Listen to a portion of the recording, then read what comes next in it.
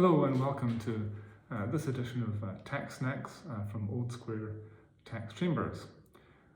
I'm going to talk about the changes made by Finance Act 2025 to rules concerning capital gains tax reliefs and income tax reliefs involving employee ownership trusts.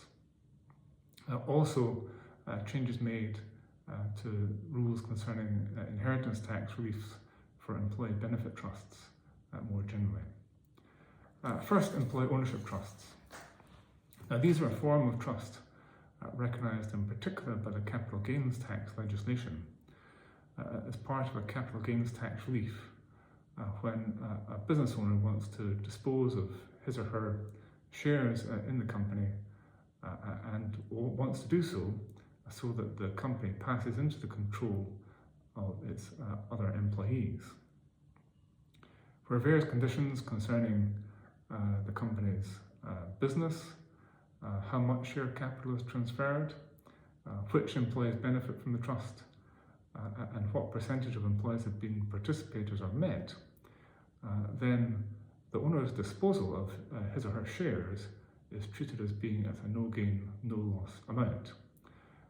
The further consequence of that is, of course, that that amount is the trustee's base cost for their future disposal in due course. Now, the rules were introduced in Finance Act 2013, and since then, apparently over 1,000 businesses have benefited from relief and come to be controlled by employee ownership trusts. But HMRC identified a number of anomalies in the way the relief worked. A consultation was begun in 2023. Its results were announced as part of Budget 2024. And Finance Act 2025 makes legislative changes that apply to disposals to an employee ownership trust from 30th October 2024 onwards, that being the date of the budget and when the changes were announced. The first part of the changes, first category is changes in the conditions to be met for the relief from capital gains tax to be available. The basic idea of the relief is to encourage employee ownership of companies. However, there were previously no rules restricting the extent to which individuals who claimed relief, that is to say, those making the disposal of shares in the company, could be trustees. If those individuals were a majority of the trustees, then they could continue to control the business. So the new rule is that a majority of the trustees must not be former owners or persons connected to them. Moreover, the terms of the trust must not allow any such former owners or connected persons to exercise control over the company, for example, by weighted voting rights on trustees' resolutions. One suggestion the government did not take forward from the consultation was that there should be further requirements to draw trustees from specified groups, for example, from employees or independent individuals. The reason for not doing so is said to be complexity. In any event, the new rule is only that a majority of trustees must not be former owners or persons connected to them. The next change in the conditions for relief to be available concerns the residence of trustees. As is normal for capital gains tax purposes, employee ownership trustees are treated as a single body of persons, taking the residence in short from where the majority of them are resident. Now, the issue that came to be anomalous was that when the trustees sell the shares at some point in the future, if they are non-resident, non-UK resident, then that sale escapes capital gains tax entirely. So the deferral of the charge that's given to the existing owner becomes an escape from capital gains tax altogether. For practical purposes, of course, from the point of view of the company, it made some practical difficulty to have its control be exercised by trustees resident abroad, but that wasn't sufficient disadvantage to prevent this problem from arising in the first place. The new rule prevents this structure. So a disposal to trustees of an employee ownership trust gets the capital gains tax relief only if the trustees are UK resident and remain so for the rest of the tax year in which the disposal is made. Moreover, if the trustees cease to be UK resident after that, then relief is either clawed back if they become non-resident within the 4 tax years following the tax year of the disposal, or the trustees are deemed to make a disposal at market value at the time they become non-resident, so as to bring the gain up to that point into charge. The third change to the conditions for obtaining relief is that the trustees must take reasonable steps to ensure now that the disposal to them does not exceed market value. The purpose of that is, of course, that to ensure that the existing owner making the disposal doesn't get tax relief on any amount beyond what is properly the market value of the shares being disposed of. That links to the next point of change, which concerns how the purchase is funded. Often, of course, the trustees do not have the cash at the time they purchase the shares to pay the disposal proceeds to the individual who's claiming relief. What happens is that the company, over a period of time, will make payments to the trustees, so the trustees can, over that period of time, pay the price to the previous owner. Thus, the company's future profits are used to pay the price of the shares on an earlier disposal. That, of course, can lead to avoidance of income tax on what are properly distributions of profits. So, for that reason, the disposal to the trustees must be not more than market value. At least the trustees must take reasonable steps to ensure it is not any higher value than that. One other anomaly in the legislation was that the payments by the company to the trustees were not clear as regards their tax treatment. As a matter of practice, HMRC generally treated them as being tax-free. That's now going to be put on a statutory footing, so provided that the trustees have taken reasonable steps to ensure that the disposal to them was at no more than market value, payments by the company to them will not be distributions up to the amount that the trustees paid for the shares, plus legal costs and so on. The next feature of capital gains tax relief that has been amended is an ongoing one.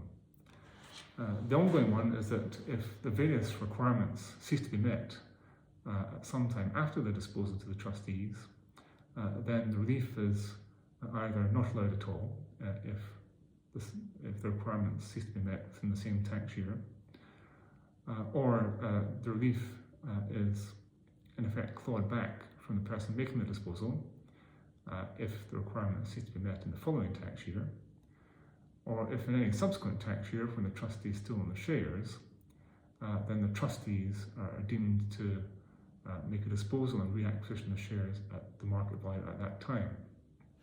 So the original vendor in particular had the risk of having to pay the capital gains tax for the rest of the tax year disposal plus the following tax year. That of course means that in practice it's important for that vendor to obtain warranties from the trustees not to do anything to breach the conditions within that period. The change being made is that that period is extended from being 1 tax year following the year of the disposal to 4 tax years following the year of disposal. In practice, that means that the purchaser warranties should last for that longer period. It also means that the vendor making the disposal should guard against the possibility of having to pay capital gains tax by retaining cash sufficient to do so for that period of 4 further tax years. Now those are all the changes to the capital gains tax relief. The second benefit of the employee ownership trust was an income tax one. That is that tax-free bonuses of up to £3,600 in any 1 year can be paid to each employee of the company. But there is an all-employee benefit requirement. In other words, that tax-free £3,600 can be paid only if a bonus is paid to all employees, subject to a few exceptions. The legislation in Finance Act 2025 provides for a further exception to be made. Directors need not be included in the bonus scheme. The limit, however, stays at £3,600 per employee, and that figure has remained the same since the rules were introduced in tax year 2014-2015. Finally, one change in HMRC's practice in relation to employee ownership trusts is that HMRC will no longer give clearances in relation to a tax charge under Section 464A of the Corporation Tax Act 2010.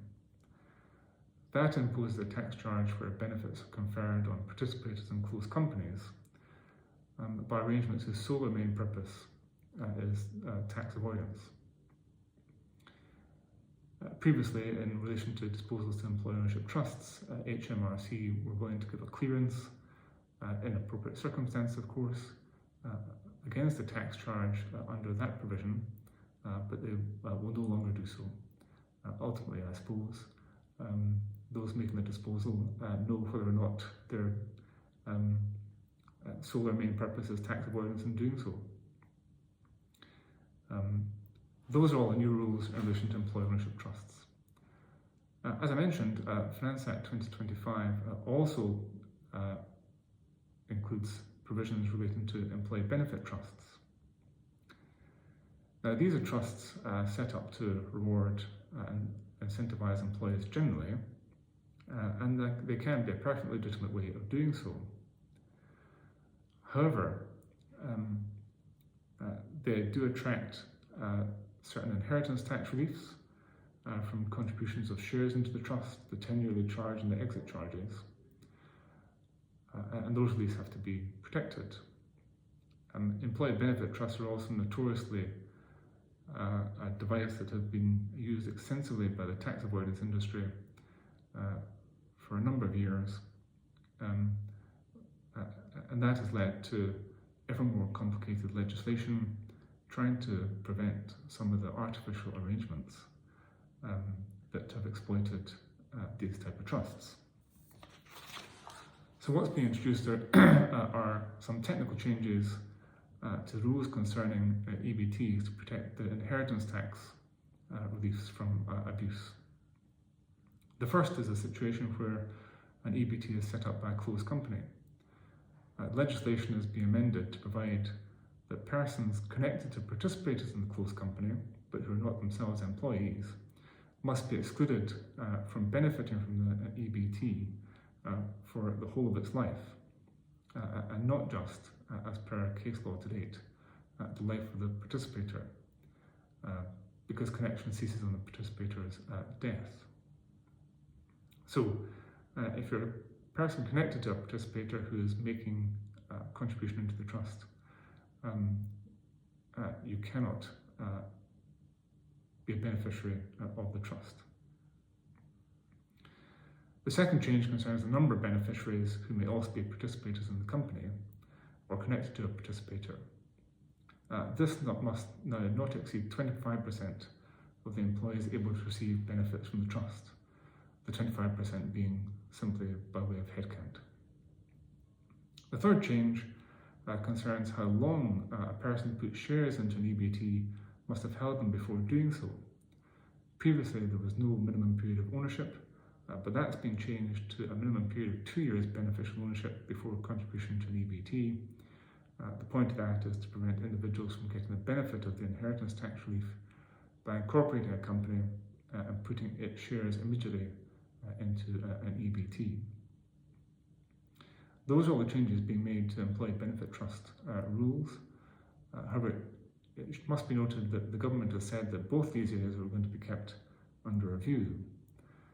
One would hope for a period of stability in relation to these rules, but I suspect that that will depend largely on the response of the tax avoidance industry. If the tax avoidance industry is enthusiastic to find ways around these new rules so as to try to get the benefit of capital gains tax relief for disposals to employee ownership trusts or inheritance tax relief in the context of employee benefit trusts more generally, then there is almost doubtless going to be further legislation to combat whatever new devices the tax avoidance industry dreams up. But hopefully a period of stability can now be expected. Thank you for listening to this edition of TaxSnax from Old Square Tax Chambers. I'm Philip Simpson KC, and look forward to working with you at some point. Bye for now.